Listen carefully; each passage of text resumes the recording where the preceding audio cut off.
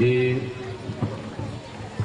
કંઈ સામાન્ય સંગીત નથી, પણ જ્યારે સાચા દિલથી આપણે પરમાત્માને પ્રાર્થીએ, માતાજીને આપણે આહ્વાન આપીએ, ત્યારે સાક્ષાત માતાજી હંમેશા આપણને માટે આશીર્વાદ લઈને આપણી સાથે રહે છે. સ્વસ્તિકની બધી શાળાઓમાં દરરોજ સવારે જ્યારે શાળા શરૂ થાય ત્યારે વિદ્યાર્થીઓ આરતી કરે છે અને આ ભાવ સાથે આરતી કરે છે કે માતાજી અમારામાં એવી શક્તિ પ્રેરો કે અમે અમારા જે સંસ્કાર છે એને ઉજાળી શકીએ.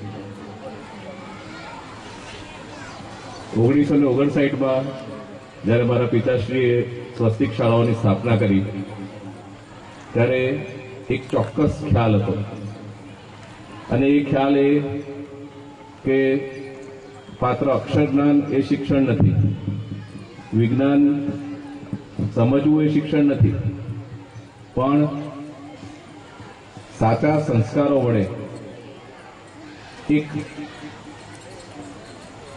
સંયમી જીવન જીવી જવું અને એની સાથે સાથે પોતાના અને પોતાની સાથેના સૌને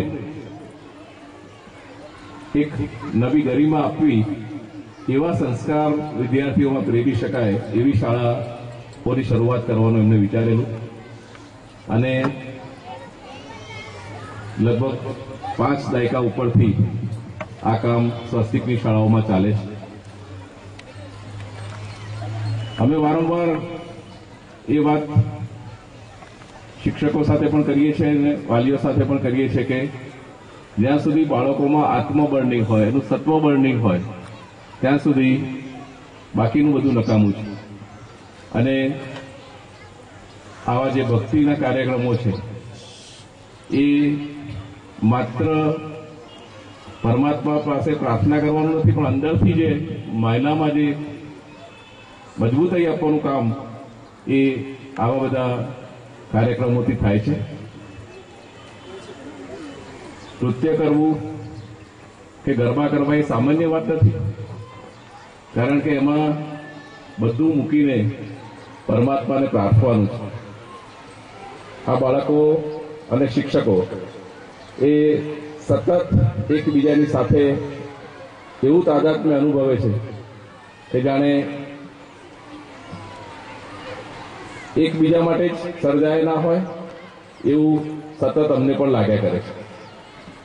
નાના નાના બાળકોને જ્યારે આપણે સ્ટેજ ઉપર જોઈએ ત્યારે એક એવો સંતોષ જરૂર થાય છે કે આપણી જે પરંપરાઓ છે એ ભલે ફેસબુકનો જમાનો આવે કે ચાઇનીઝનો જમાનો આવે, આપણી પરંપરાઓ આપણે ત્યાગવી નથી. આપણી પરંપરાઓએ આપણને મહાન બનાવ્યા છે. આપણી પરંપરાઓએ ગુજરાતીઓને આખા વિશ્વમાં મુઠ્ઠી ઊંચેનું સ્થાન આપ્યું છે, અને એ સ્થાન એ આપણી પરંપરાઓ જાળવી રાખવાથી જ રહેવાનું છે. એ વાત પણ અમે અંદરથી સમજ્યા છે. અને એટલા માટે જ દરેક વિદ્યાર્થી, આ કોઈ પસંદગી થતી નથી અહીંયા આગળ, દરેક વિદ્યાર્થી એ ગરબામાં ભાગ લે છે. અને એની પાછળનો એકમાત્ર હેતુ એ છે કે જ્યારે જ્યારે એ લોકો બહાર જાય અથવા તો ગુજરાત છોડીને બીજે જાય ત્યારે એ ગુજરાતી પણ એનું ભૂલે નહીં. આપણું જે સાંસ્કૃતિક ગૌરવ છે એ સદાય એના બ્લડમાં જતું રહે, એના માટેનો સતત પ્રયત્ન અમારો રહ્યો છે. આજના શુભ દિવસે નવરાત્રિની શુભેચ્છાઓની સાથે સાથે આપણે એક મનમાં ગાંઠ વાળીએ કે આપણે બધું કરીશું, બાળકોને જે જોઈએ બધું આપીશું, પણ એની સાથે એને કર્મઠ થવાની તાકાત પણ આપીશું.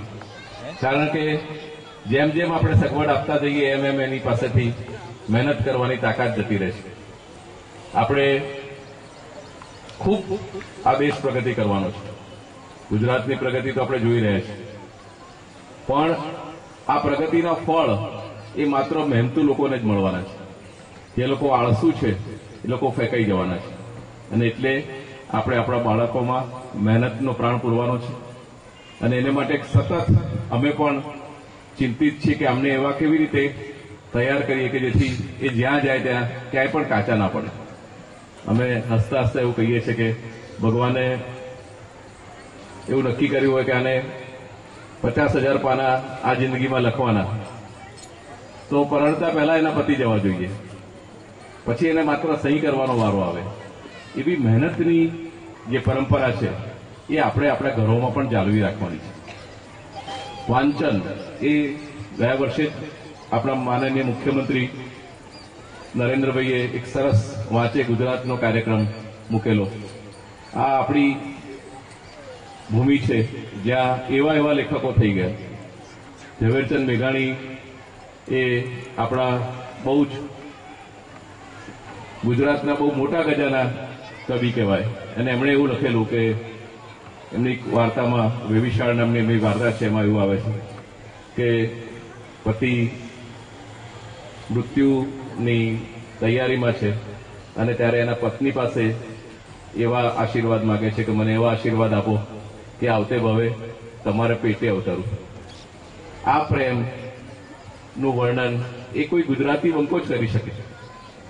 આપણે આ બધું આપણા બાળકોને આપવાનું છે, એમને સોંપવાનું છે. મા બાપ થયા છીએ ત્યારે આપણી આ જવાબદારી સૌથી મોટી છે, અને આ બધા માટે એમને વાંચનની ટેવ પાડવી પડશે. ઘરમાં પણ એક વાંચનનું વાતાવરણ ઊભું કરવું પડશે. ભગવાનને આપણે ઉઠાઈને ઉકરડામાં મૂકી દઈએ તો કોઈ પગે ના લાગે, એને પણ આગળ ફૂલો મૂકવા પડે, અગરબત્તી કરવી પડે, આરતીની થાળી મૂકીએ તો આપણે ભગવાનને પગે લાગવાનું મન થાય. એવું ઘરમાં જ્યાં સુધી તમે વાંચનનું વાતાવરણ ઊભું કરો, અને એવું એના માટેનું પૂર્વ શરત એ છે કે જ્યારે ટીવી બંધ થાય છે ત્યારે વાંચનનું વાતાવરણ એ વધારે સારી રીતે પ્રસરે છે. એટલે ઘરમાં 1-2 કલાક એ વાંચનનું વાતાવરણવાળા હોવા જોઈએ. એ પણ આજે આ દિવસે માતાજી પાસે આજે આપણે નક્કી કરીએ કે આપણે આપણા બાળકોને સુપેરે એવા તૈયાર કરવાના છે કે આપણને એક સંતોષ થાય કે ના, ભગવાને આપણને એક જીવને તૈયાર કરવાની જે જવાબદારી સોંપી હતી એમાં આપણે કાચા પડ્યા નથી. અમે એના માટે આપનો સાથે છીએ. ફરીથી આપ સર્વને વંદન કરીને આજનો કાર્યક્રમ એ કાર્યક્રમ નથી, પણ આપણી સંસ્કારિતાની સ્થાપનાની એક મહેનત છે. એ રીતે એને મુલવજો. વંદન.